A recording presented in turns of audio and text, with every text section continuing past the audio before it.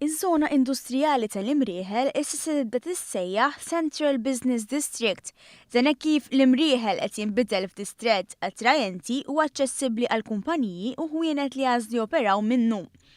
Fil-fatt il-proġett tar-riġenerazzjoni tal-Imrieħel li kien ħabbar il-Gvern fl-2016 issa daħal fażi oħra. Fażi li ma tinkludix biss bidliet estetiċi iżda soluzzjonijiet temporani u permanenza parkeġġ bilan li tonqos il-konġestjoni tat-traffiku fiż-żona.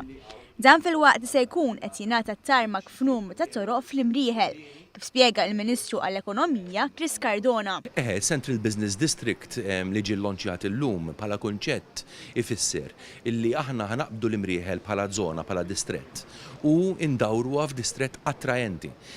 Nafu li hawn madwar 250 operatur hawnhekk, jiġifieri bejn ħwienet, imħażen, fabbriki u operaturi oħrajn u nixtiequ naraw illi l-aċċessibilità kemm tal-operaturi nifisom fid-distrett kif ukoll tal-konsumaturi tkun waħda li tkun diċenti li tkun waħda illi hija attrajenti. Għal dan il-proġett twaqfet fondazzjoni bisħab bejn il-Gvern u l-privat li qed timplementa viżjoni għall-Imrieħel fil-waqt tistabbilixxi il-prijoritajiet li jridu jiġu indirizzati.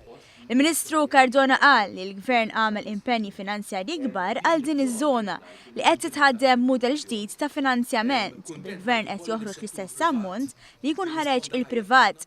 Is-settur privat wieġeb b'mod pożittiv għal dan il-proġett tant li dawk interessati żdiedu minn 18 għal 30.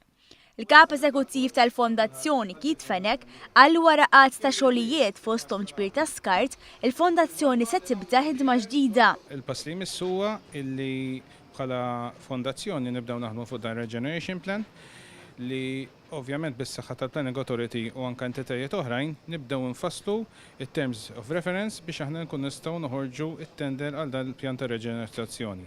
Il-pjan ta' riġenerazzjoni se jkun qed jagħti identità ġdida lill-Imrieħel minn żona ta' konġestjoni u konfużjoni għal żona li se tkompli tiġbed negozju internazzjonali.